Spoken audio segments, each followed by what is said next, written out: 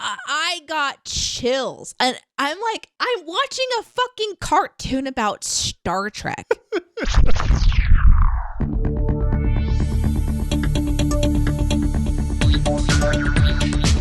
Captain's Pod, Stardate 811123.2. Welcome aboard the Starship's Enterprise, and thank you for joining us as we take a brief shore leave from the world of CinemaSins to explore the universe of Star Trek.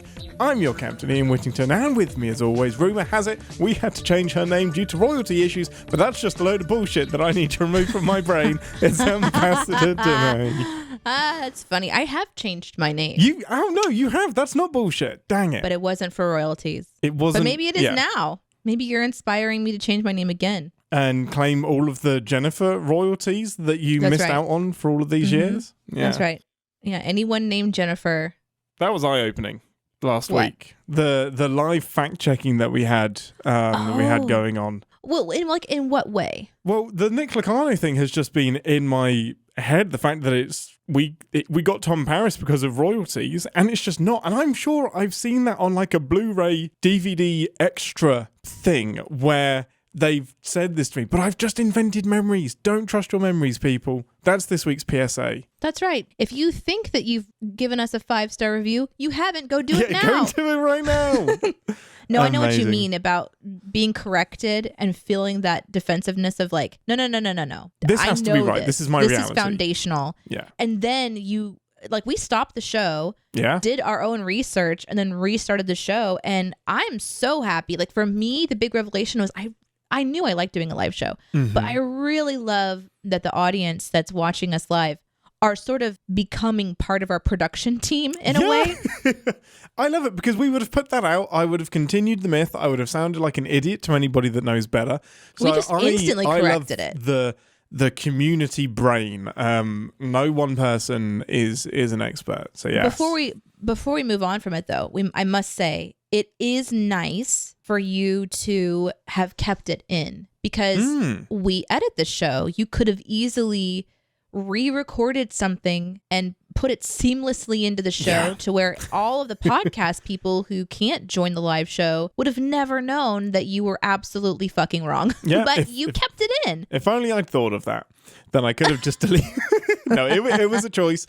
I think I love acknowledging that I can be wrong and that my information can be wrong and that all of our brains can be wrong and that we should always be humble with our knowledge. Unless you know you're right, then you can dig your heels in. Wow. Yeah, that just went everywhere. That went all over the place. That was a shotgun blast of you. Okay, should we do some emails?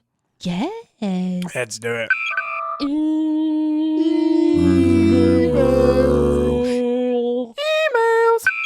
Okay, hailing frequencies open, everyone. It's time for us to read your emails from Discord, Twitter, and, well, email. We have a beautifully, perfectly formatted email from Bethany Chatfield. It begins, computer begin transmission. Good day, Captain. Good day, Ambassador. Like so many people, I would love to see more Strange New World episodes. Strange New Worlds, plural? Yeah, Strange New Worlds episodes. But what if, instead of just adding more episodes to future seasons, they went back and did extended editions of seasons that have already happened? That way we could get more episodes with Hema, like a Hema's Day episode, or episodes that can flesh out some more relationship stuff. Oh shit, there is relationships in this email. Oh, I like it because it's relationships. Oh, I didn't mean to. That's good. Yes, relationships feel less like a Disney romance, and I'm thinking in brackets, that's the La'an and Kirk thing. What are your thoughts on that? I haven't seen another TV show do that deliberately, I don't think. That would be really cool. So the idea is that we don't get a new episode, we get the extended version. Or we get an additional episode from season 1. So like that would then become 11 seasons. Like we go back and like, you know what? We needed some more Hema, so let's do more around Hema. Or we go back and do the child that's been left on the planet to suffer and get tortured. We do an extra episode fixing that. What I love about this idea is that it feels a bit like Lower Decks meets Strange New Worlds, because there was a episode where it was sort of like, while the A-team is doing this is what you didn't see. Yes, exactly. And I really enjoyed that. But I mean, I think this is a super good idea. In order to pull it off, there would need to be some resources. So in a world where there's like unlimited resources to go and make this happen, I am super on board with it. Or we just go back to making longer seasons again. Right. 20 episode seasons, please. But I don't know if that's our world any longer. It really doesn't seem like it is, which bums me out because I feel like we are missing out on something. But let's go to 15. Let's go to, let's just go a little bit longer, especially when you have a set like Strange New Worlds. Like that beautiful ship. It's glorious to look at. Completely agree. Where I've landed is that I wouldn't want it to replace season 3. I'd want it as well as, which just leads us back to having more episodes per season. So I want us to, I think how Star Trek usually ends up doing this is they'll continue into the future, and in anything that's like intriguing or has perked the interest, they'll go back and do a follow-up episode on it instead of this adding extra episodes. But I would love it as a between seasons thing if we just have 20 minutes of this is what happened after this episode, or this is what happened that you didn't see. But I wouldn't want it instead of a season 3. But it's an interesting format thought experiment. It is. And I would love also for this to just become a standard. Like, what if while recording these shows, they purposefully had an extra 15 minutes of content that they know is going to hit the editing cutting room floor, or they could just film in adjacent to the main story. Yeah. And then they release those bits later. So you're still using the moment and the momentum of creating the show while it's normally being recorded, but you know that the bite-sized bits are going to be released in a different format later. But yeah, it requires a lot of forethinking. Oh my goodness, yeah. Obviously, we need to just forward this email on to some executive and be like, hello, do this. Exactly. We can brainstorm with you. Please bring us onto the show. Any of them. Any of the shows. I don't care which one. Amazing. Well, we do have, we got a lot to get through this week, so no more time for emails, but we do have a nice little pile building up. So if you haven't heard your email yet, it will be on a future episode. I promise. And let's get back to the show. Okay, this week's episode, it's the season finale of season 4 of Lower Decks Ambassador. We've watched another 10 episodes of Lower Decks. Yeah. Before we get into what this title is and our predictions and whatnot, how do you feel about the season overall? I've really enjoyed it. I think that we've seen some of the parts of this show that sing really well in different episodes, you know, like their humor and the quick wit and the faster pace, the Boimler freakouts, but they've also developed the characters enough that they're shifting away from the first season iteration, which is a really brave and important thing to do when you let your characters evolve, maybe even in ways that you don't want. I think that's one of my favorite things. Yeah.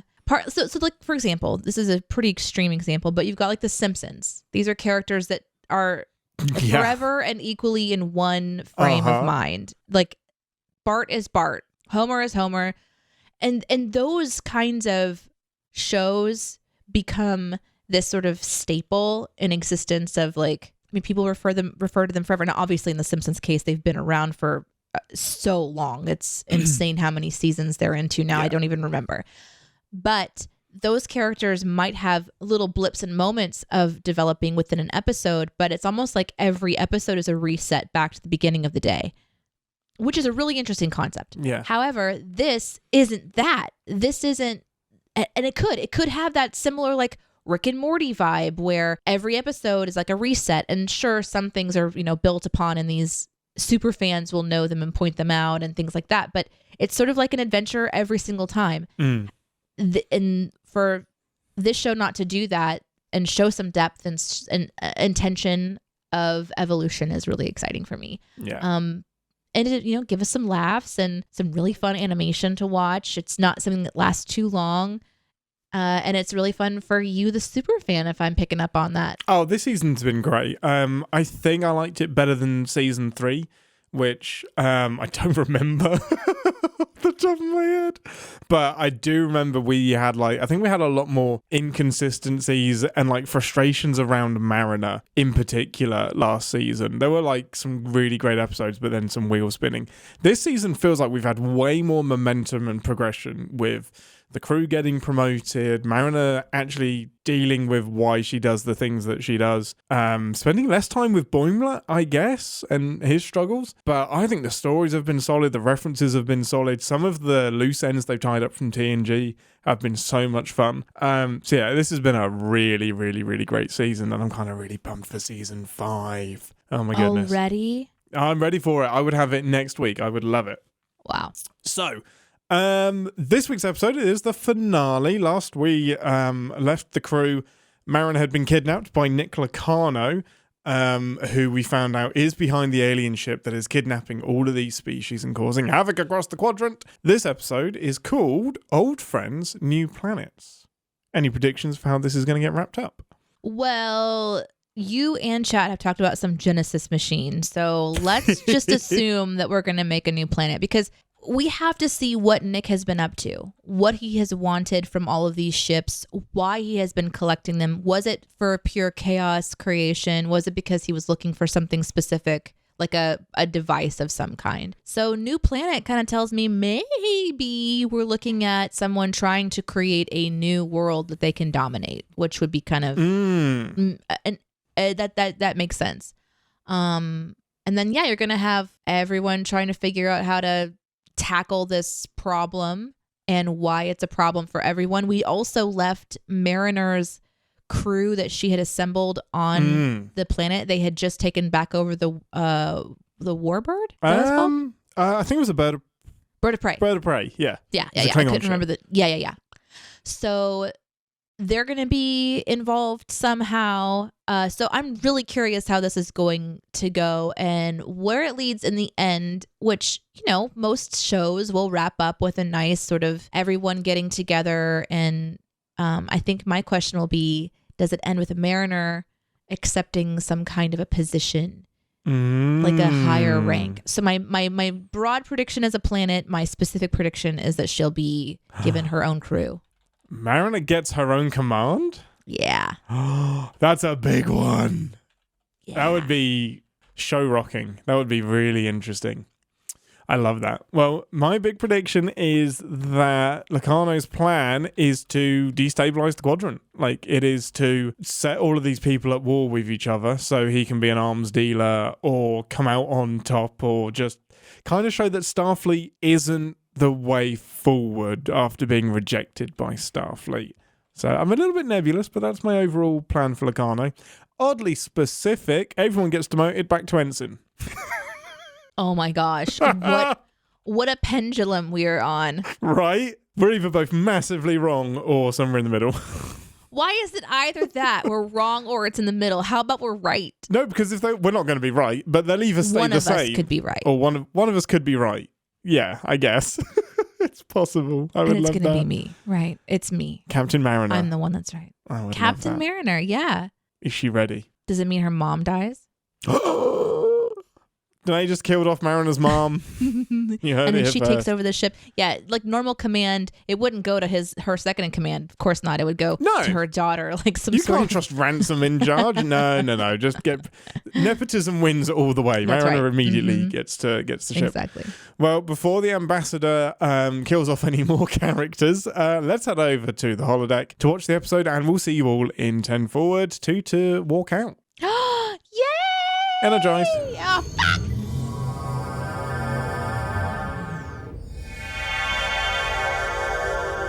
Welcome to 10 Forward, the part of the show where we grab a drink from the replicator and share our immediate thoughts and feelings on the episode we just watched together. Most important question third. What is your beverage of choice?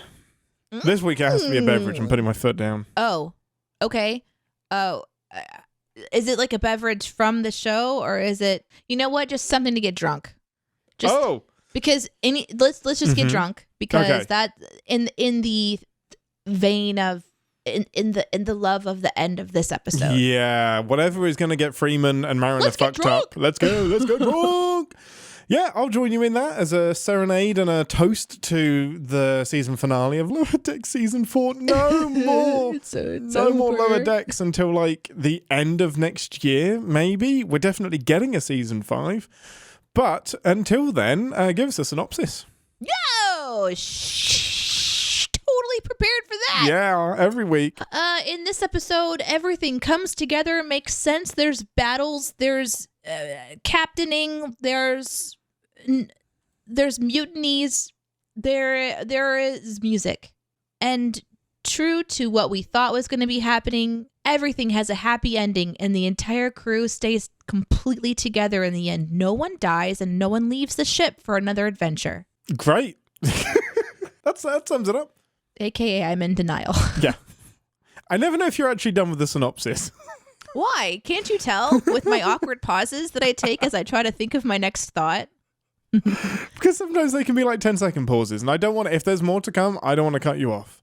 I want you to say your piece. Just a reminder, podcast listener, you are thankful that you're not watching the live show for those 10-second long pauses where I'm just sitting here and like... I cut them out. Yeah, the synopsis takes literally 17 minutes, and I cut it all down. So, it turns out that Nick Locano's plan has been to create his own version of Starfleet, which is a free world, free of the limitations of being told what to do, because he can tell you what to do, and that's what counts. Mariner has to prevent him from using the Genesis device, while Freeman and the crew have to find a way to smash through a shield. And then the finale happens. Overall thoughts and feelings, Deneé. I loved it. Yes, me too. You did? Okay. So much fun. This is a great adventure. One thing I didn't expect to love about it that I ended up really like cluing into was the music in this episode. I don't know if I've not been paying attention to the music in previous episodes, but I feel like this episode really brought the music. It did. You're not imagining it. The scores can be quite subtle, but this has some incredible soundtracks that are variations on themes that we've heard previously, and some themes that are just lifted from the Wrath of Khan whole cloth entirely, which is so... There is a scene in particular where I got chills because the way they looped in the Wrath of Khan music was so fucking good. So good. Into it. I wrote down music so many times, and I think it was like we had really interesting space battles going on. You know, what Star Trek fan doesn't want to see all of the ships battling each other somehow? And of course, because of the uniqueness of this season, kidnapping or taking away all of these different kinds of ships that have sort of been collected in this secret spot, and now we get to have this secret spot revealed. You know, we get to see all these unique ships together, which for me, I'm like, oh, cool, different shaped ships. That's interesting. For you, I'm sure you're like freaking out. Were you freaking out? Oh, I loved it. Like, there's lots of reasons I was freaking out. The ship that Mariner has, the Steam Runner class, I have thoughts about that. The Sideways Warbird that we get to see in action again. The Orion ship was fun. The glory shots of the Cerritos actually being a tugboat was genius. Oh my god, I really how did we not see that coming? Oh, it was how genius. Did we not see that coming? How did I not see most of this episode coming? On this show, we've talked about why the name of the burrito is in the placement that it's in, and it was because it was like a towing thing, I thought. And so here it's actually towing something. Yeah. It's like a little engine that could. It's perfect. No, it's what it's built to do. You don't have to manufacture anything. The little tea kettle toaster that could? No. It's not the tea kettle that could. No. Toaster? It's like this childhood tugboat story. It was about this little tugboat that was, tugging the big ships. Little engine that could? No. That's about a train. Okay. Anyway, we got to see the Cerrito burrito tug a big ship, and that was fucking awesome. Yeah, like I said, you don't have to manufacture anything. This is what the ship was built to do. It was so fun. I mean, I could nitpick that you are lifting the great James Horner score and not making, like, you're using someone else's work and trading off of that, but it's Star Trek, and it fits for the themes that are going on, because Wrath of Khan is when the Genesis device was first used. So it's more of an homage, because you're reimagining that. Like, it's... Yeah, no, I really love this episode. Great balance, not too complicated. I think it's a really, really good send-off for season 4, without a doubt. They did a lot of really good things, I feel. We got a good space battle. We got to have a hand-to-hand combat scene. We got to see Mariner being Mariner, but Mariner for the Starfleet, which was the big question for me is what are they going to do with this character? What kind of a personality is she going to take on in this final episode? Where is she going to land? And her chaos and her drive to survive and her willingness to do incredibly dangerous things for her own reasons. It's aligned with Starfleet. It's aligned with what's better. And so we got to see her do some really crazy shit that kept me on the edge of my seat in a way, because I didn't know exactly. I didn't think they were going to kill off, Mariner by any sense of the imagination. But it was still like, ooh, what's going to happen? Because they can kind of do whatever they want. But yeah, I really, really enjoyed it. I had a good time. But for me, the big win on this one was watching all of the ships doing fun ship stuff and nebuluses and ice, and you got the music and everything. Yeah. It just was all hitting for me. Yeah. There's a lot of classic adventure trek stuff that happens, like hiding in the nebula, finding a planet, doing shenanigans with venting plasma in a nebula. There's just some classic trek stuff that's going on, and ignoring your commands from Starfleet and telling the crew, well, you can join me, but I'm not going to force you to, and just that camaraderie of one ship versus the universe. Sinful as heck, but I love it. That's the kind of Star Trek I love. Should we talk about our predictions before we get into the specifics? Because I feel pretty good about mine. Okay. Interesting. Because I said Boimler was going to be captain. Okay, let's backpedal, because Deneé actually was quite impressive, but accidentally so. So her big prediction was that, it's kind of crazy, that Nick Locano's overall goal was to make a new planet for himself and his people so that he could rule over them. Now, he does make a planet, but that was not his plan. It's kind of insane.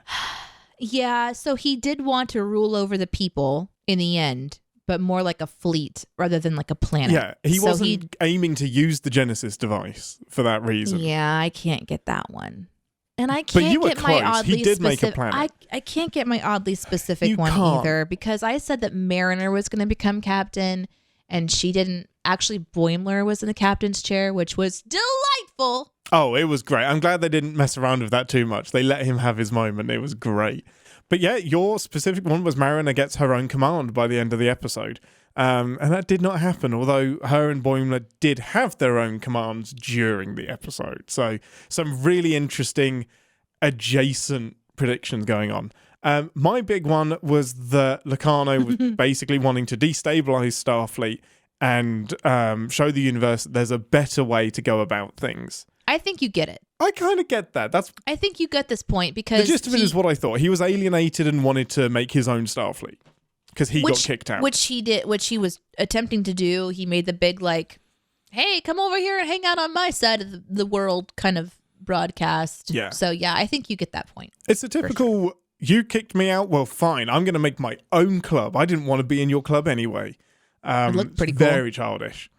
My very specific one was everybody would be demoted back to ensign, which would have been a swing, but it did not happen. And I'm glad it didn't. Although everybody almost got in major trouble for joining that was never going to happen. Our captain. Never. No. Never happens. Wouldn't it have been funny if everybody was reduced to ensign? Like, oh my god, even and Captain that's how Freeman. The next season, the next season starts with the entire crew having been reduced to a lower deck somewhere. Well, back to square one for all of us then. Mm-hmm. Well, let's kick off the episode. We started with a flashback to Mariner back at Starfleet Academy with her friend Sito, young Nick Locano, Wesley, and the poor chap that dies.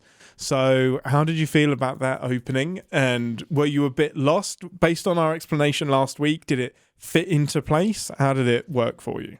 Honestly, if we hadn't had the conversation last week, I think it would have been a confusing piece for me. Yeah. So I was glad that we had the discussion. I feel like the show continues to do a good job of trying to think about the new viewer, and they gave just as much information as they needed to give through Handsome, who was I think he had a couple of lines about who this person is. Bit of expositional lines, but just a couple things, and then we get to see some of the dynamic of the flashback. But that flashback didn't really tell the fullness of our conversation. So I don't think that I would have understood the gravity of that moment, even what went on for her friend or the person that she was looking up to. I forget their name. Sito. Yeah. Like the whole Sito thing, the gravity of that was revealed last episode with like her motivation for, Or was it last episode? Yeah, Yeah, last it was. episode. Yeah. Their motivation. What's interesting for me is that I'm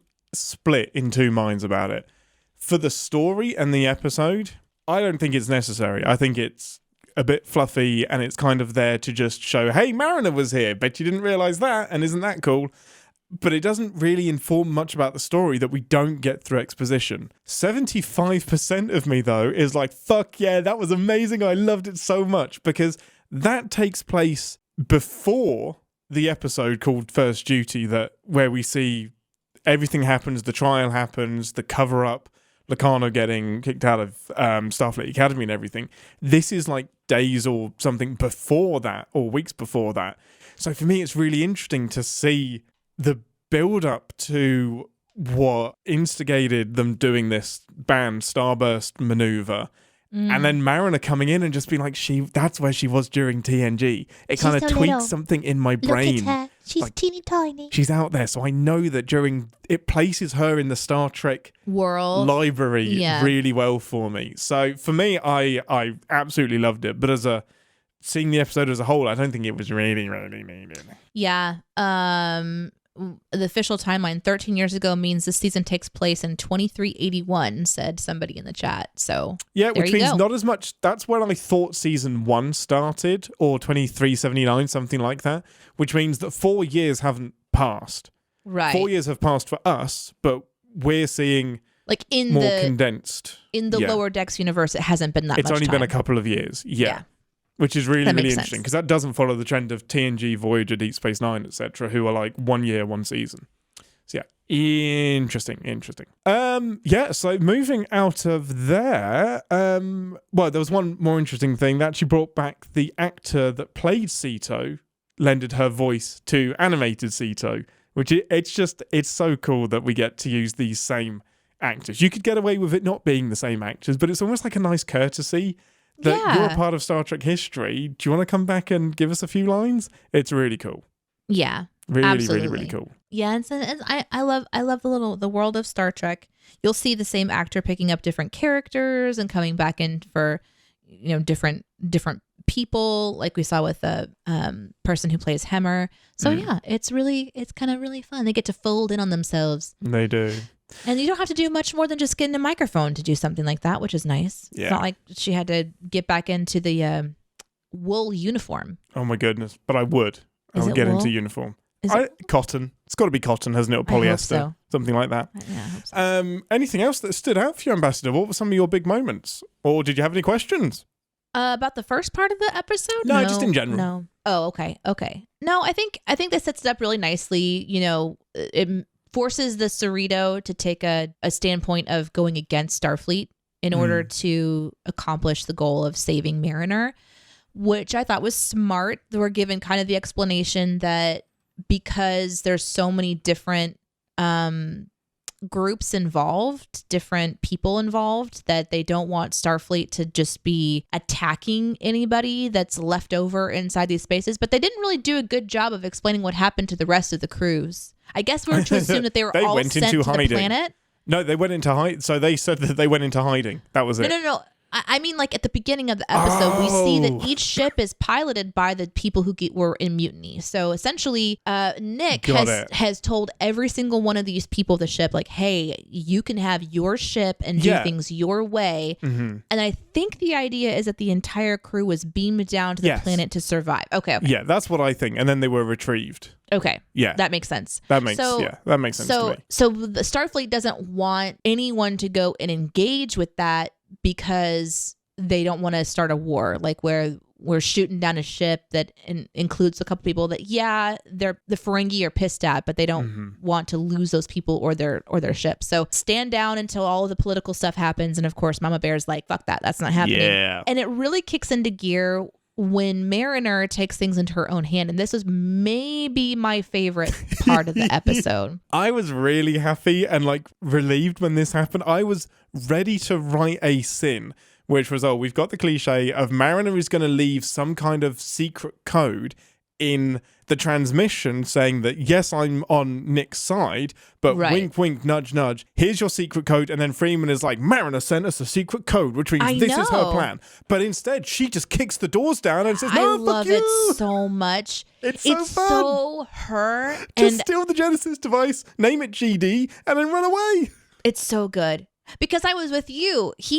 Nick kidnaps her and essentially begins to tell her that she's the defected Starfleet officer, just which assumes, she isn't. And Mariner kind of seems like she might be going along with it, obviously for survival. And then she's put on screen to everyone. I kept thinking, oh, this is when they're going to go down the storyline of, Mariner has defected and she's rebelling and she's blowing up her own career. And then it's going to be saved by the end of the episode. But no, they didn't even not even for a split second go that direction. This guy sucks.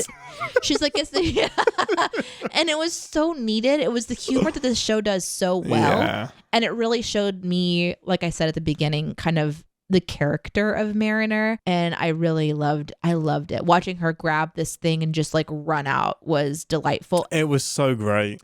So, but she gets into the ship, and my question is, okay, she gets in there and she gives it some kind of a thing and says, welcome Captain Carol Freeman. Who the fuck is that? Captain Carol Freeman?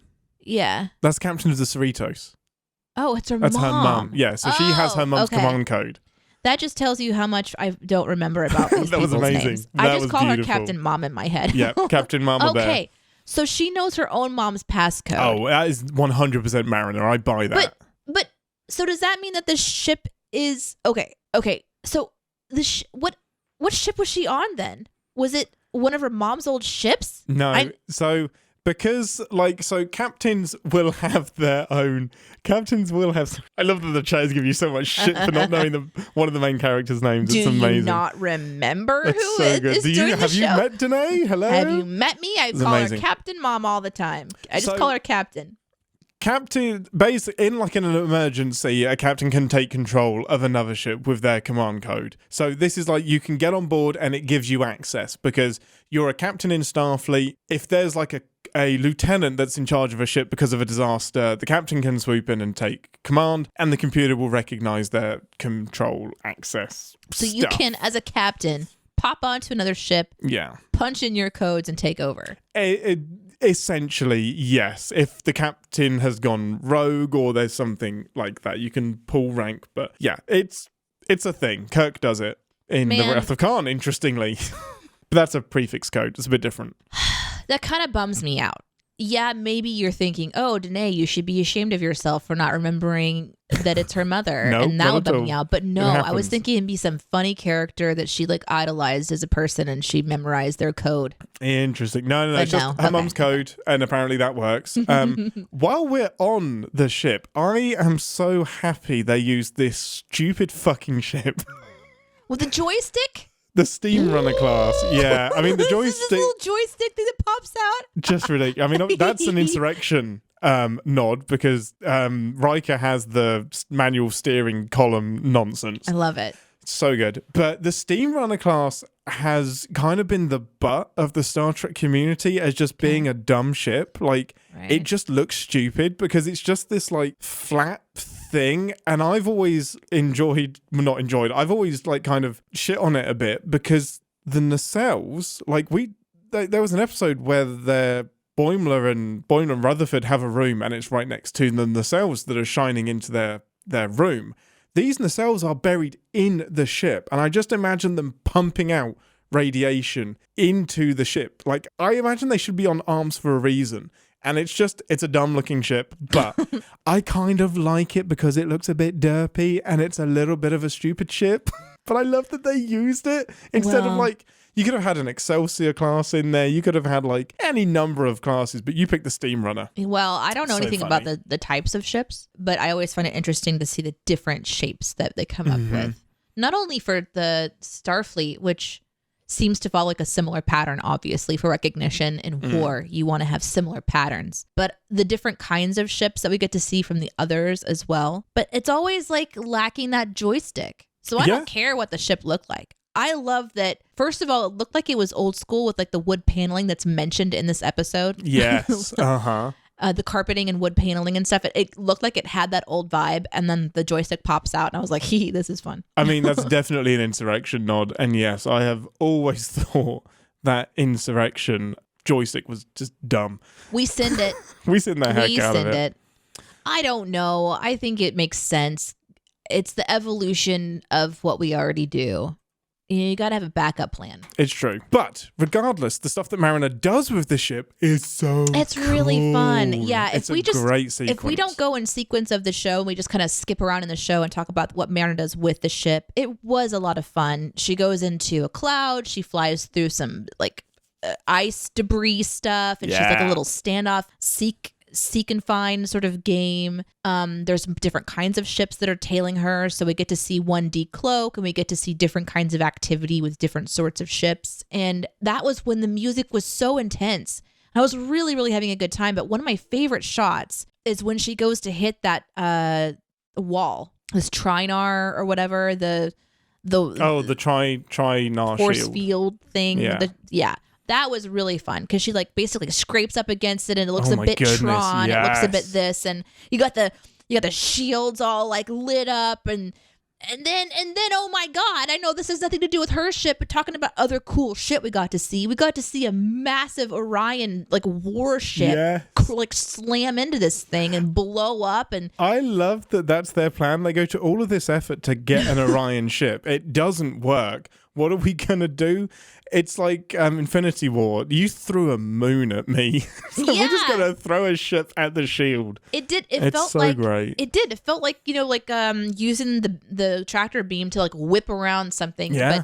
But that was. It could have been. I don't know. It could have been a little bit lame. And as I was watching it, I kept thinking like, why is this so fucking badass? And it was the music. The music helps so much. So well and at every point. Is the part that's pulled from Wrath of Khan. Oh, was it? That sequence is directly out of the that's pulled out of Wrath of Khan. It's so good. It gives me chills. And you just get a nice glory shot of the Cerritos being a hero and doing what it does best. But what I really layered onto that is the captain's yacht coming in as well. I got chills. The zoom in. I'm so watching good. a fucking cartoon about Star Trek. And I'm getting chills. Clever. Because I thought, well, the captain can't be inside this big Orion ship. Because, Boimler is acting captain, which is a whole other level of badass. So, like, really elevated the scene that he's in the fucking captain's chair. Yes. And at first I'm thinking, that feels great. Why is he in the captain's chair? Where's her crew? And then they're shot of this, massive Orion ship, and it's not working. And I'm thinking, well, why would they need to be inside there? And then it starts to blow up. Well, certainly they're not inside there. They're going to be beaming somebody out of there. And then out of like the sort of explosion and all this chaos that's happening from this impact comes the yacht. Yes, the captain's yacht. And it's like the first crew, the big honchos are all in there, and I'm just like, let's go. I literally was like, fuck yeah. It's a beautifully directed and orchestrated bit really of fun. animation. It was so well done, and you don't have to bend belief. I feel like every ship is doing what it's supposed to do in that situation. It's they just so kind of like they just clever. launch in there, kind of hidden behind there, and just waiting, and then they punch it. They go through, they get through, and then So good. Mariner is eventually beamed out and rescued by the mother, and then the ship is blown to pieces with the paywall bomb on it. And I just thought all of that worked. I thought Mariner's position in all of it as this lone character that can do so much. They've shown us this the entire season, that this character is designed for taking on all of the pressure of a solo mission like this and kicking ass. I guess I'm going to write down a sin because she was like, she just got hugs. Where were her fucking props? I thought she was going to get promoted again. I thought she was going to be full lieutenant, honestly. I love the argument that she has with Nick and like just calling him out on the carpet. Just be like, no, you're a dick. Your ego killed that kid at Starfleet. You're doing the same shit now. This is all about you She was and almost you shot. taking the lead. She was fucking almost shot. Yeah, she was going to take that. But at the same time, she would have survived because that's just how everything happens. Of course. But still. So all of that sequence with the ship and like Mariner's sort of position was really, really delightful to kind of watch. The whole like B plot of the crew needing to get resources to go and attack this big wall. I mean, it's fine. It's obviously setting up for the departure of our beloved character. Tendi. Yeah. Why? You have got the let's pause on that. You have got the contrivance of we can't fire first and which forces the crew to find another way which allows the episode to happen so that Mariner can have time with Locarno and we can have a B plot of trying to get the resources they need to win and set up Tendi's kind of sort of exit. So little bit contrived. They do go to this, space to like they go to the Orions and then we get to see Tendi's sister again. There was quite a bit of like callbacks in this one. We have the Mark Twain callback. Which wasn't needed at all. So I kind of love it. I do declare we've reached an accord. Computer art. The fact that they didn't say computer art is it's a crime. It's a crime. Absolute it was crime. the only good part of the Mark Twain bit the first time I saw it. Computer art. I don't know. Sometimes it's like, they think it's funny and so you're like, but it can't all hit. But they go to fight and how did you feel about the whole Orion bit? The fighting, the thing. Okay, yeah. I did too. It was a good skip for me. It's the contrivance thing for me. It felt so out of place and disconnected from the rest of the episode, which can be fine. It's okay.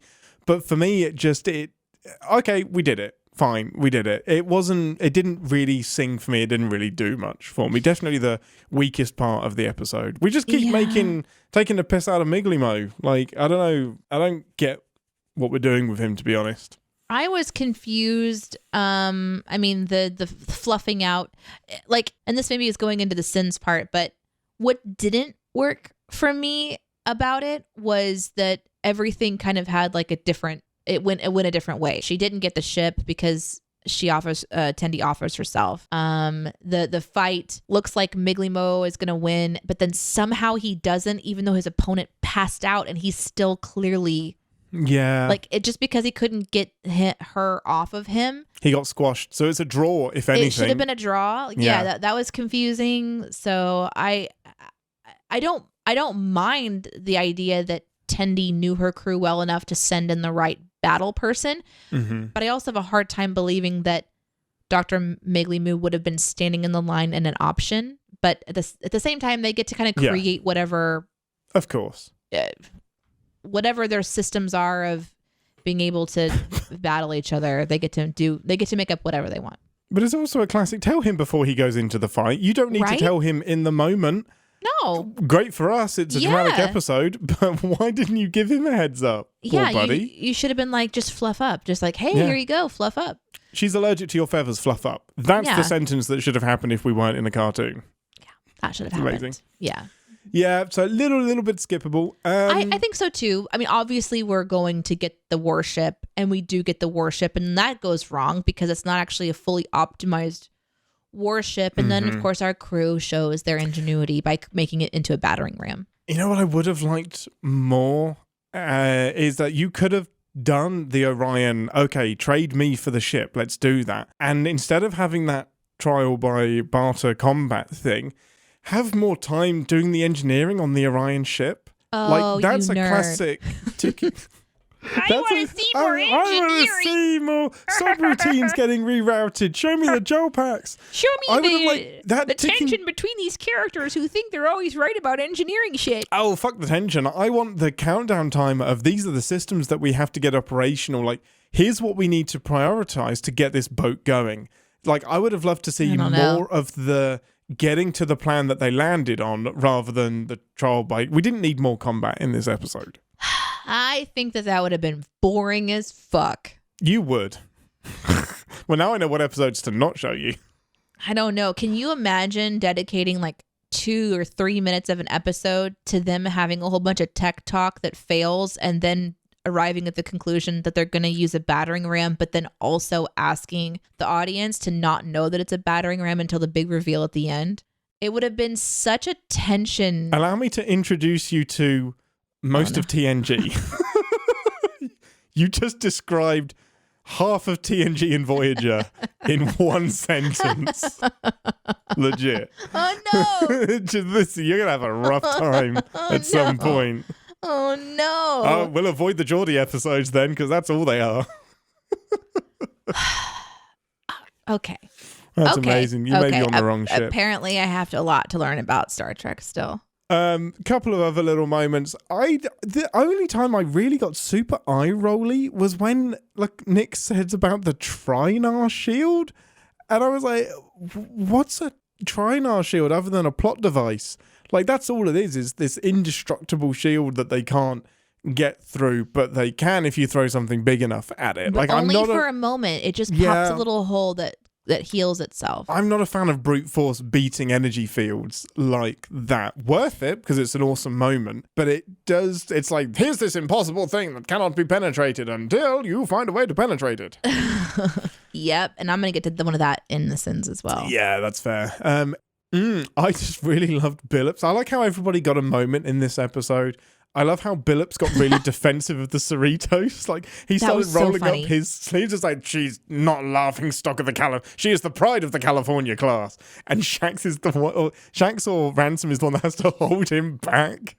Yeah. Oh, it's or so when good. Like the really big buff guy that's head of security was like Shax. foaming at the mouth to Yeah, try to go to drooling. combat. That was really fun too. Let him fight. I thought Dr. Cat Meow was going to go in there. That's what I thought. Tiana just destroy this person. That's kind of what I thought. I love that so much. Another moment to mention popped up in the chat is T'Lyn being Cerrito strong in the end. Let's talk about the end of this episode. We really haven't gone into that just yet. That's fair. That's fair. The end of this episode has everybody, obviously reunited, and they're all having a good time. And T'Lyn, shows her love of the group. And Tendy's like, "Don't say it unless you mean it," and then is immediately taken away.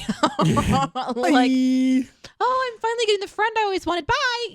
I love that she's she feels really part of the Lower Decks crew now. It feels like T'Lyn is in there, and they've just released a series of Funko Pops based on the Lower Decks crew. And Mike McMahon said if these sell really, really well, the next one he personally wants is T'Lyn. So I think he really sees T'Lyn as a lower decker as well. Like, she has really connected to the crew. I love it so much. It is really nice. And it's nice that it wasn't forced in every episode. Even the tension between Rutherford and his rival engineer guy, that coming back up in this episode was really nice because we haven't seen that since they had their little tiff in the previous episode about trying to kind of another callback. Mm-hmm. Yeah. Really but then even as they were walking past each other in 10-4, Rutherford, so good. That was really nice. Do we think that Tendi is gone? Do we think she's coming back? Because that was her last thing of "You've got this" with the score was very ominous. It almost felt like we weren't dealing with our Tendi. Or was that just her shifting into, I'm now not Starfleet, I'm in Orion mode to get through this?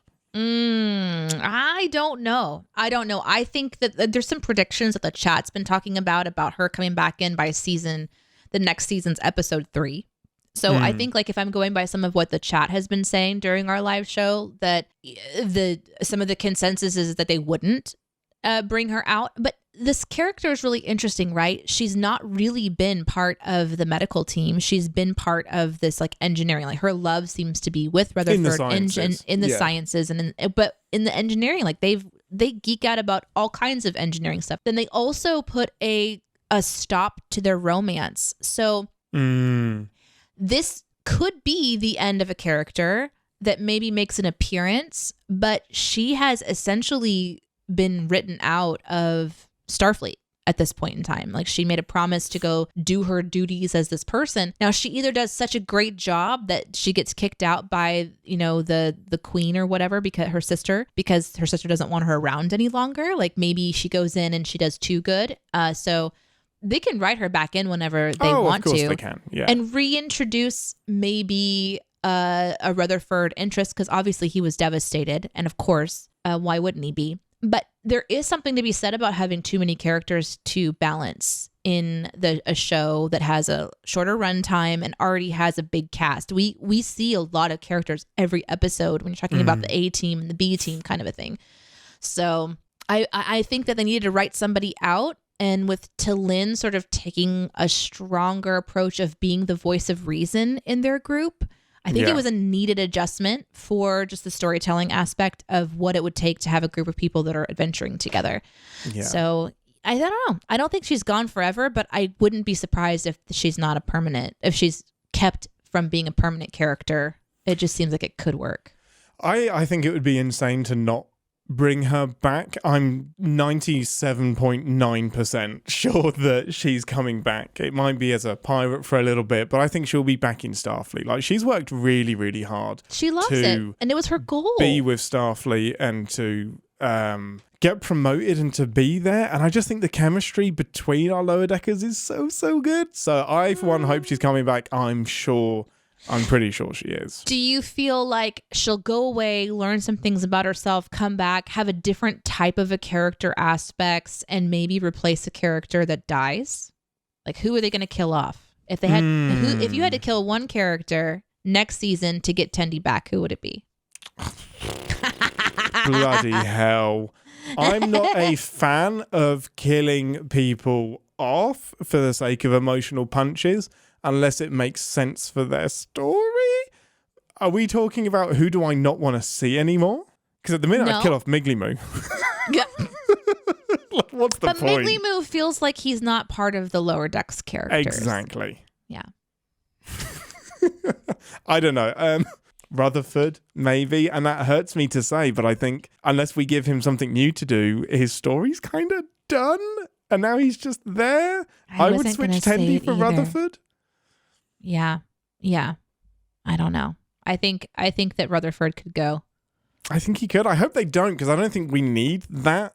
Yeah, I don't think that's what this series needs, but he would be the sacrificial I agree, engineer. Though. Miglimoo, I don't need to see anymore. Like, no, it's so disappointing. But as far as like our people, yeah, it was a horrible question. I'm glad I asked it. Should we move on?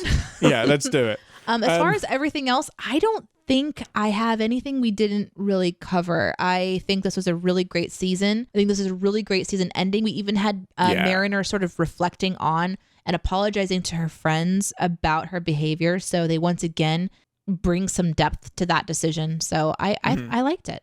Yeah, I think it was great. It wasn't too cliffhangery either. It felt resolved. Like, it wasn't shock someone's been arrested. It was, here's the end of that season. Here's your consequences. Now, there was another awesome Wrath of Khan homage. And so this is when the Genesis device blows up. Yeah. And it creates the nebula. And you see the rings slowly expanding and forming. And then you get the zoom out of the ship zooming away. Yeah. That is a shot-for-shot remake of the end of the Wrath of Khan. When the Genesis device goes off. It's one of the coolest shots in the history of Star Trek, because the Enterprise is at warp, but we're actually seeing it from the outside. Yeah, like so you're out. Seeing the warp trail behind it, the Enterprise zooming away, and this cloud expanding and following it, and it's just the warp engine noise of zoom, zoom, and because it will go past us, and then we'll zoom out in front of it again. You'll get another zoom, then you zoom out in front of it again, you get another zoom. It's such a great reenaction of that shot. I tingled when I saw that. I was like, it's so good. So good. That was really cool. And I also, the idea that they named this planet after this monster, what a weird decision. And Meccano, he's still a bad person. Technically, his atoms are in there, so we're just going to name it Lacano. But you know what they could have done? Anything else.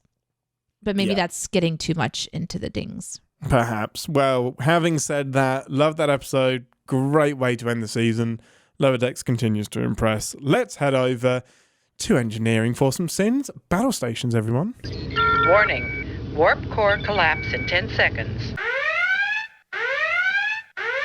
This is the part of the show where we re-engage our sin brains, remind ourselves that no TV shows without sin, even our beloved Star Trek Lower Decks, as good as it is, I actually have quite a list this week. Shall I go first? God, no. I think I want to start with the fact that they didn't name the planet after the guy that he killed. I think that they should have named it. Yeah, that would have been great. It was a thought that I had during it. It was a thought that was brought up in live chat, and then somebody else in the chat said something like, "This is the first time we've actually seen this character before. That it was just part of the backstory talked about, but this is the first time we've seen them."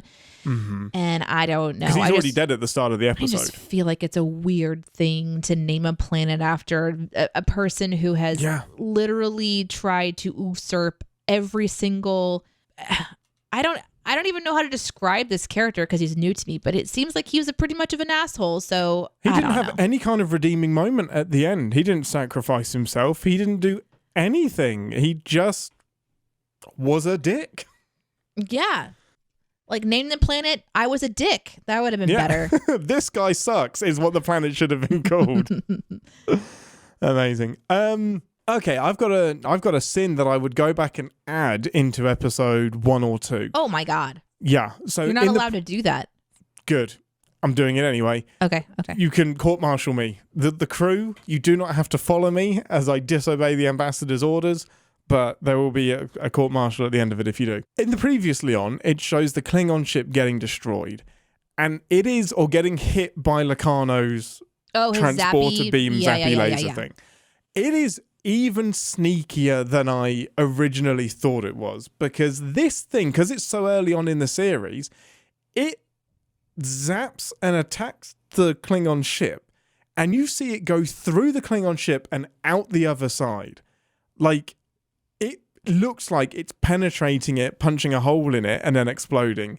And the rest of them, it's way more ambiguous. The closer we get to the reveal, the flashing light is more ambiguous. That one was really naughty. I kind of love it. But we would sin it. It was naughty. Okay. Because you are deliberately being misleading here. And there's no reason for it. Fun. He doesn't need to be misleading. He's doing what he's doing. No, on the off chance that there was a camera just attached to a nearby station, which is the only reason we have this footage in the first place, right? Yeah. Right. I want to sin that this episode had none of the people from the previous episode on the planet that stole back their ship. They literally rallied for Mariner and then did not show up at all this episode. There was no Klingon. There was no unified ship showing up being like, we're here to get back our stuff. Like they rally for her. And I guess that this ship also didn't have our crew as well. So we're starting off this episode with the assumption that at some point between last episode and this episode, this warbird appears with Boimler and pals and is like, hey, we're back. And then they're like, you know what? We're going to fuck off. Good luck. It would have been great to use them, wouldn't it? I think it would have been really fun to use them. Would have been really fun. Yeah. But yeah, it seemed very, very peculiar. I agree with that. I agree. Yeah. Space Koala also doesn't make a return, which would have been... Oh, well, would it have been too much koala? Never. You shut your mouth. There is never too much koala. It would have been tricky to sin, but I would have gone about it somehow. It's the villain's plan and how Nick basically has to bank on the idea that Starfleet and the collected species that he's pissed off, the Ferengi, who are now allied with Starfleet and the Federation, the Romulans, the Klingons, the Cardassians, he's banking that all of them won't go in guns blazing. Because this adventure would have been over sooner if Starfleet had given the Cerritos the permission to go in using phasers and attack and whatnot. Somehow, he predicted that there would be a galactic accord to do fuck all about this until we've talked about it for a little while and decided the course of action. No. The Klingons, Romulans, and Cardassians are most likely just going in there because their pride has been hurt. I don't buy... I can kind of buy that it happened. I don't buy that Nick could predict with certainty that would happen. And that's the crux of it. Like, his villain's plan is banking on this, and I don't think he could have done that with confidence. My next sin is this wall, this barrier that cannot be penetrated and you can't get out. But then they don't actually show us how they get out before the end of the episode. And sure, maybe it would have been boring. Maybe it was just going into the main little hub station and pushing a button. Yeah. Maybe. I guess it is. But they really like amped up that there's no way out except for by like Nick, and then Nick dies, but that doesn't mean that the shell around this thing he created, everyone's trapped in there. Yeah, he's created a big trap. They must have just turned it off from his ship, I would imagine. But his ship exploded. No, the steam runner, the Saber runner exploded. Mariner's ship. I think that's what blew up. But Nick's ship was still in the nebulous too. His ship was right next to it. Yeah. Everything's like, and it was a really big part of space too. There was like a fucking planet, and there was like multiple planets. For a second, I thought it was the Q web from Encounter at Farpoints. You know that red grid that Q makes in space that traps the Enterprise? I kind of thought that Q was stepping in and he made the grid and he was teaming up with Nick. Oh, that's interesting. That would have been really fun. But yeah, I just got confused by that. It's like, wait, I thought everyone was going to be captured inside of this place because nobody could get out. Not even the people that were aligned with Nick could get out. But yeah, absolutely. I don't know. Yeah, it's huge, and it's unexplained how it gets shut down. But yeah, I think they just went into the ship and turned it off. Maybe. I mean, sure. I guess wah. For this big impenetrable space that can be turned off and on by a button. So Mariner needs to stop being great at CinemaSins because it's kind of annoying. No, it's not really annoying. It's annoying for me because then I have to backpedal on a sin. But there are 3 binars. And just when I explained the binars have to be in pairs, and it's really interesting when there's one of them, we have the throwaway line from Mariner saying, "Can you even have 3 binars?" Yeah. And I get it, like it's not impossible, but it's kind of a big deal. So I think it needed a bit more weight than that, or have 4 of them and call it a quadnar shield or something. It's like 3 binars is kind of a big deal, and if we're gonna do that, I want to do it and I want to get into it and explore that because it's a big deal. Yeah, it's a big thing, losing your pair. That's interesting for me. Are we sinning that Will Wheaton was in this? Always. Okay. Shut up, Wesley. Right. That's in the theme of Star Trek. I secretly loved it though, but I'm gonna make that my pretend sin. Yeah, shut up, Wesley. Okay. I'm glad he was there. Okay. I am. Addressing that Nick Lucano looks like Tom Paris. I mean, I kind of like how they did that, but we've still seen it because, like, you're addressing the elephant in the room, you're gonna get dinged for it. I don't see the resemblance at all. My next sin is the villain's plan, including also showing his cards. Like, not only are we here and you can't reach us because we have this cool wall, but we also have this, Genesis machine. Maybe show them the Genesis machine. Sure, that's going to scare the shit out of everybody. But it's almost like he showed the schematics of the wall on the screen. Like, he did a PowerPoint presentation to all of the people who could be his enemies. Like, why not just let them show up and figure it out themselves? You've given them what it looks like, how big it is, and we need it for exposition, but that's a terrible time to reveal it. It really is, and I guess it's because he's going on a recruitment drive, but there are, I feel, better ways to do that because you're not actually talking to the lower decks, you're talking to the bridge crew. Unless everybody on the ship is tuned into this, you're not reaching the people that you need to reach. Yeah. So yeah, I think we'd sin that. I've got a classic sin. Where is the Enterprise cliche? Because where is the Enterprise? Like, this is a pretty big deal. Like, this is something that the entire quadrant is debating and talking about. And the Cerritos is the only ship that rebels to do something about it. And I get it, they have an investment because of Mariner. But the Enterprise is kind of well known for disobeying orders and going off and saving the day. As is Riker on the Titan. So it is kind of, when you have these missions of galactic import, it's always going to be strange when the Cerritos is the one that saves the day. Because it's like, there's got to be some other rebels in Starfleet that are willing to step in. Yeah. I don't really have anything else that I can think of. So how many more do you have, Captain? I've got a couple more, not huge ones. Okay. Well, then I'll just go to the chat and I'll grab a couple that I know about. I got to give props to Loader in the chat who says, Sin, one of the admirals says that Locarno didn't steal any Starfleet ships. So where does the USS Pizarro come from and where is its crew? Yeah, the Saber runner class. Yeah, it could just be a derelict ship. I think somebody replied.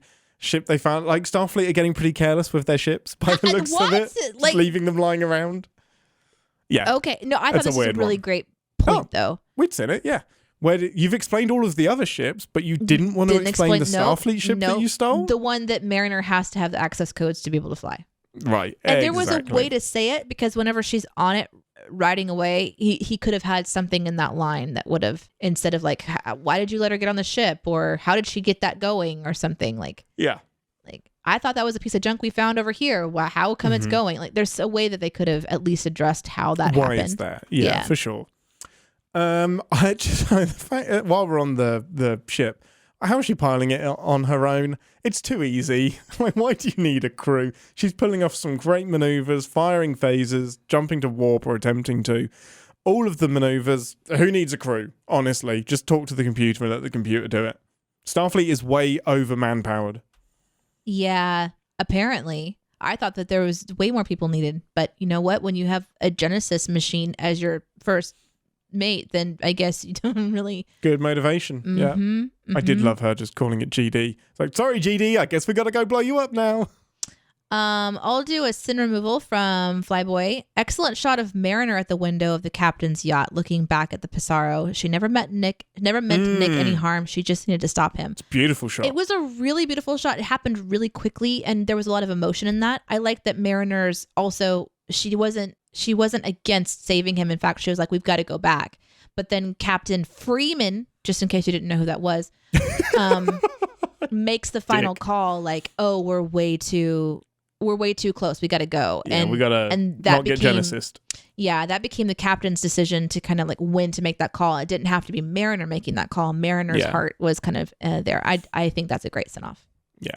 No, I like that. It's a really, really good shot and represents a really interesting choice that had to be made. We've kind of, we mentioned this earlier, but we would sing the cliche of captain of the ship disobeys Starfleet's orders, crew comes with them, and most of all, nothing bad happens at the end. They just brush it aside. Like, you can disobey orders as long as you save the day. Here's another sin removal from KC. The USS Pissarro was named after digital modeler Fabio Pissarro, who worked for Eagle Moss and passed away last year. His designs were used for the show, as well as some of the models Eagle Moss produced. Nice, that's awesome. Kind of cool. That's great. Well, now we know why it's in the show. What a legacy. So I guess we would sin it, and then we would immediately do a sin off. Yes, we would. No, that's not our style. Our style is to give a sin off and then to sin it. Find a way to add it back on, so we don't actually have to do the negative. Yes, it's called the Rick and Morty effect. Is it? No, it's not. My very last one kind of is the cliche that it will take months. Somehow it will only take hours. This is the Orion ship. It's like, it'll take months to get the ship working, and yet they find a way to make the plan work in a matter of hours. Yep. Kind of a pass because they didn't have to get too much turned on, but it's still, man, you came up with this plan quick. It was so fun to watch. You want to give a pass for an episode like this. We would have a sin removal for that scene because it's so awesome. So much happens in this episode that is all about momentum movement and not explaining it, which is where our sin brains really get activated. It's been so hard to sin this season, so I still find it difficult to sin this season. I want to rewatch that scene right now. It's so good. David in the chat says, Sin, how much power would it take to put a shield around an entire star system? And many powers. Where was the generator? Regardless of how much Locarno sucks, he does deserve some props for that technology. I love that. Nobody is complimenting him on how awesome and unbelievable this shield is. Yeah, it's a good way to phrase that, Sin. That's pretty much all that I have. I'm sure we'll have a few more sins from the live chat if you hang around for the outtakes. Before we sign off, a big thank you for 100,000 downloads of Captain's Pod. Can you believe it? That's incredible. Between all of you, we have 100,000 downloads. Thank you so really much. Cool. It's really, really cool. It's a fun ride. And I guess it means that we have a few people that will listen no matter what we do. So next season, when we're going to be reviewing something other than Lower Decks, it's guaranteed to blow ass. And thanks for downloading. Yep, sorry guys. So next season of Captain's Pod, there's not going to be a immediate break. You'll have an episode next week. Next season is going to have a couple of interviews that will appear. But next week, your homework, we're going to be doing some TOS. We're going to watch the original series. That's finally episode happening. with Captain Kirk, Spock, McCoy. Your homework is The Trouble with Tribbles. Are we watching Trouble with Tribbles? We're going to do The Trouble with Tribbles. Okay. The reason I've picked that episode is because it is a really fun one. I want to give TOS a fair chance. So we're not going to go in with the terrible, campy, crappy stuff. I want to give you a solid episode that shows you the crew having fun, doing stuff. It's up there like top 5 TOS episodes of all time. Right. Give you that foundation, then we do some crazy shit. But yeah, we're going to do a little bit of TOS and see how you feel about it. So we're going all the way back to the 60s, people, on the Enterprise. Can't wait for that. Yeah, anything else before we sign off? Yeah, for those of you who have just joined us during this most recent season of Lower Decks or even from Strange New Worlds, we have certain seasons of the podcast where we don't have anything new being released, so we go back to old stuff, which means we come to you guys for your suggestions a lot. You can either email those to us, captainspod@cinemasins.com, or you can join us on Twitter or Discord. It's discord.gg/CinemaSins, and within the CinemaSins Discord, there is a section that's dedicated to Captain's Pod, and there's lots of conversations that sort of happen there. So if you have a suggestion you want us to watch, you can get it to us any number of ways. Ian has been compiling a lot of the suggestions that have come in over the last couple of years. And so we do have obviously a lot to cover, and hopefully all of it will be fun. But according to the chat, sometimes the suggestions have gone awry. So we want to blame you for those this next season, not Ian. Exactly. I do want to have a kind of theme that ties the season together. So we'll get thinking about that. I don't want it to be too random. My theme that literally just popped into my head is to do stories that are continued across iterations of Star Trek, kind of in honor of Lower Decks and how Lower Decks does that. Because there is a follow-up Tribbles episode. kind of like goes through multiple. Tribbles this specific episode gets picked up in another iteration. So I almost want to do callbacks and see how that pans out. So let's use that as a framework for some suggestions. Keep your eye on Discord for updates and other things that we have going on as CinemaSins. But yeah, I'm excited for this next season. Thank you guys for joining us for another season of Star Trek material. Yeah. You guys are the best. We love it. We will see you next week. And until then, I'm Captain Ian. I have to go accept some flappity fisticuffs from a foul fiend. Oh, and I demand barter by combat! Finish him. Live long and Podsper. Thanks for listening. Want to connect with the show? Our hailing frequencies are always open through captainspod@cinemasins.com. Like, comment, and subscribe on your podcast player of choice, and be sure to visit cinemasins.com. Okay, you ready to go? Yeah, I'm ready. Oh my gosh. Are you like so ready? I'm like super fucking ready, okay. I like readier than anything, okay. What? Are you okay? I'm good. I just had like my it was a fucking disaster, like that last 5 seconds. I realized I hadn't added our cameras back to the stream. My throat started to close up and my earphone fell out. So I was like, battle stations, everyone! Computer, divert energy to the warp core. Get my ear sorted out and get us out of here. Ian is refusing to just do the show. Oh, I thought you had more to go. I'll take over. No, I'll take over. No, I got it. I got it. There was one little cool thing that I really, really liked that I wanted to talk about once I've stopped hiccuping. Welcome to the hiccup part of the show where we hiccup together. Everybody hiccup together. Wait, where are your hiccups? No, it's your dinosaur hiccup. You guys want to know what it sounds like when a pterodactyl hiccups? Because that's what that sounds like. My dogs are wanting to go outside, as they always do. Of course. I won't let them. So I think what I'm going to do is I'm going to, when we say go, I'm going to run over, hit the button, let them outside, run back in, hit the button, watch it, and then they're outside the whole time, and then I'll let them in and then do the show. That way it's not delayed anymore. Wait, what button? The go button. The go live button? So during that 30-second countdown? No. Sorry. The go play the show button.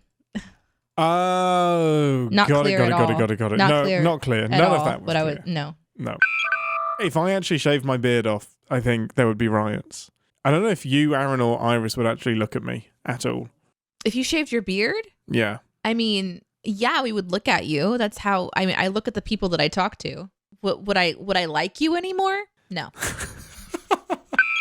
Okay, let me just tell you something that's going on behind the scenes that you don't know about. Ian and Iris will sometimes start talking to each other. I don't stop this, by the way. So it's my fault. About something that Iris came up with on her own to store food in his beard to eat later. The beard nom nom game. It's evolved into called the nom nom game, and there are some rules, but they talk about it. And I know at some point in time during your visit, this is going to happen. You keep talking about it. Yeah, we're just trying to find a spare hour where we can decide the type of food and just the logistics of doing it. The latest thing is that she said she was going to get a pair of tongs to pull them out. And I'm like, why do you need tongs? You don't need tongs to do this. And she's like, what if it's a really big chunk of food? And I'm like, then don't do it. My thing is, I'm over in the corner going, why are we talking about this like it's actually going to be happening? And then I realize, it's Ian and Iris. This is going to happen. And there are some rules about what is allowed to go in the beard and what is not. Yeah, anyway, there's a really good chance that you will have to shave your beard because what she puts in your beard to nom nom later is going to just like congeal in there, and it's going to turn into a whole thing. We've made it really clear. We established that there would be nothing liquidy or sticky that's going in there. She's very clear on the rule. She's more protective of my beard than I am. I want to jump into this one. What does Deneé have against the transporter? Past few episodes has her wanting to run to the holodeck instead of the transporter. But let me tell you what I have against it. Okay, I've learned a lot after listening to Ian talk about Star Trek and transporters. And what I know is that part of me disappears every time, and I just... Oh, it's so much worse than that. And I need the exercise as well. It's so much worse. It's really the only...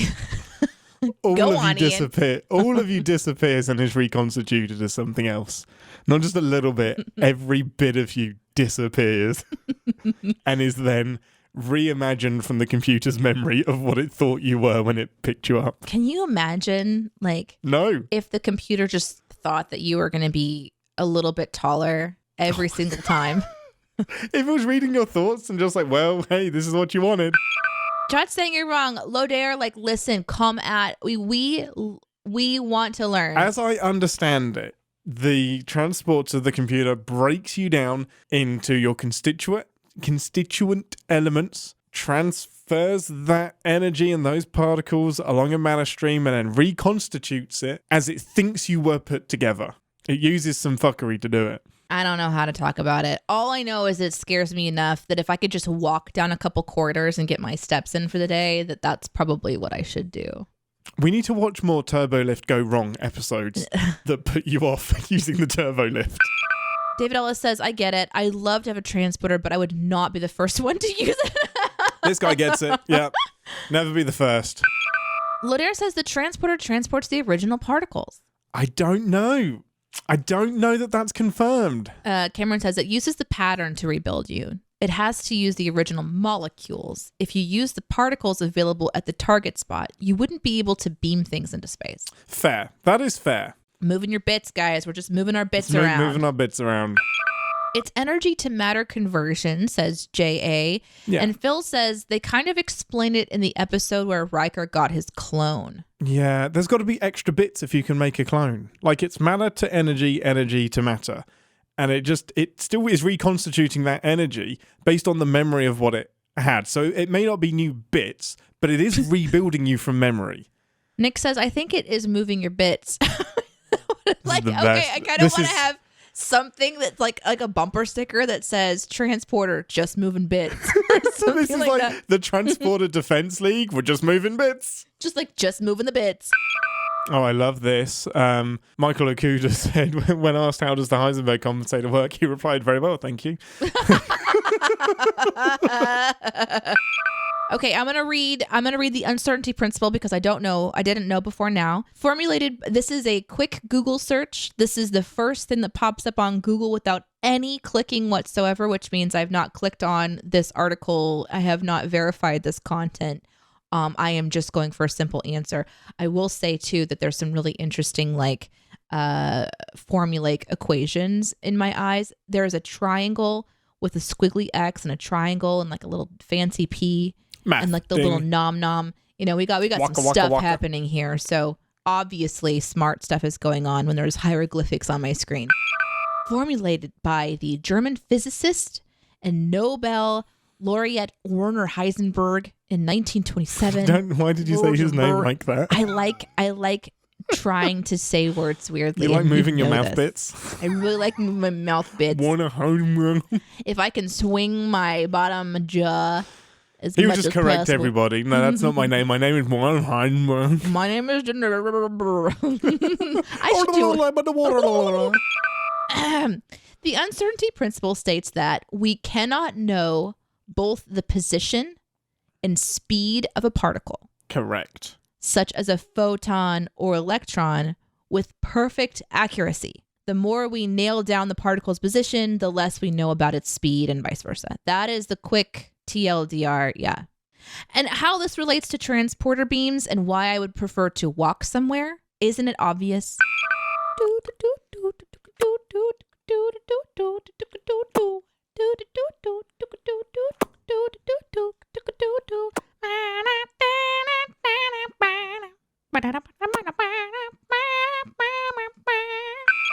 I loved this point from Flyboy. Notice Beckett was never called by name in the flashback, leaving open the question of whether she was going by Freeman or Mariner at the Interesting. time.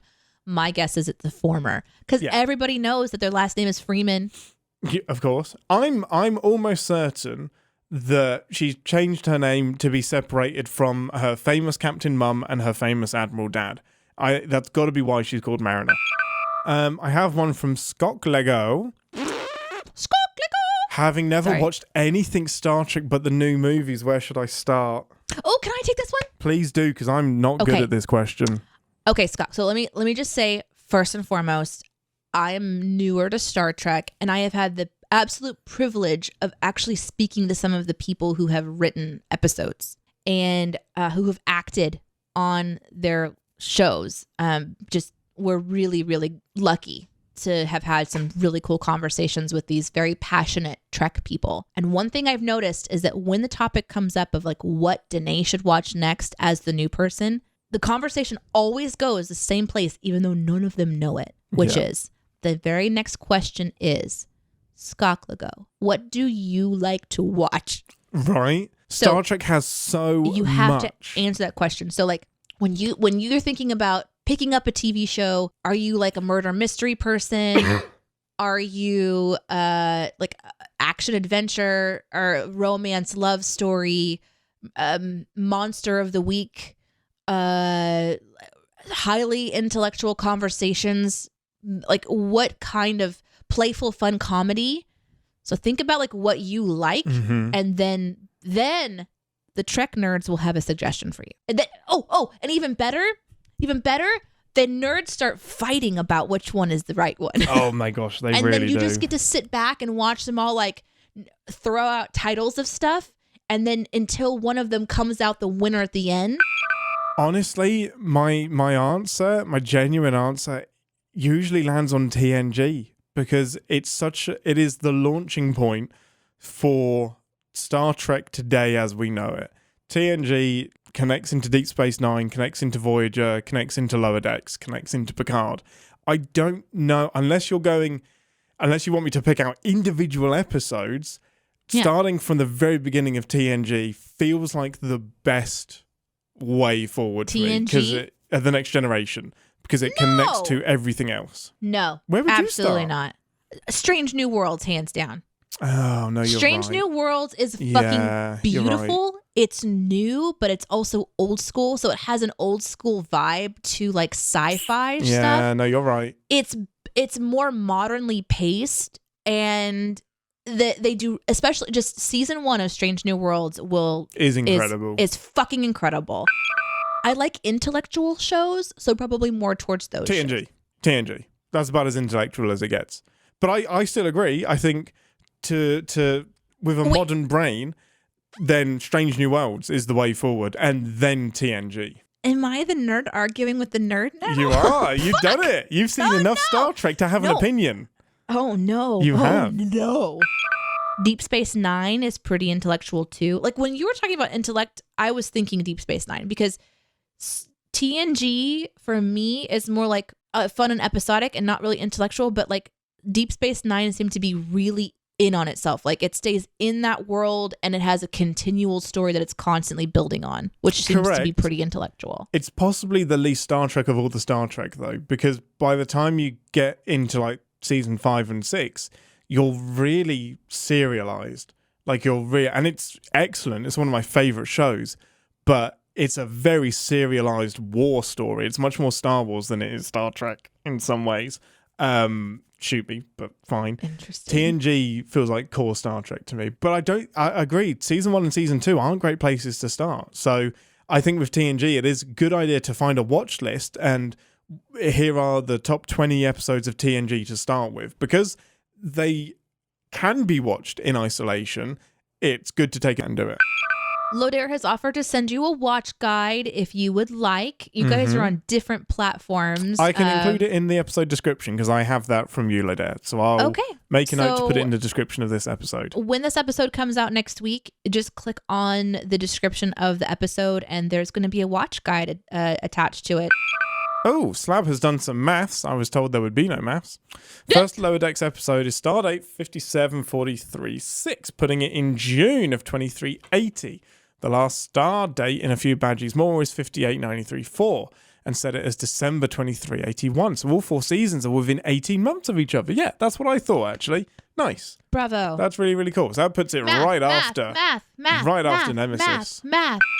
Wicked pancakes, wicked pancakes, wicked pancakes, wicked pancakes, wicked pancakes.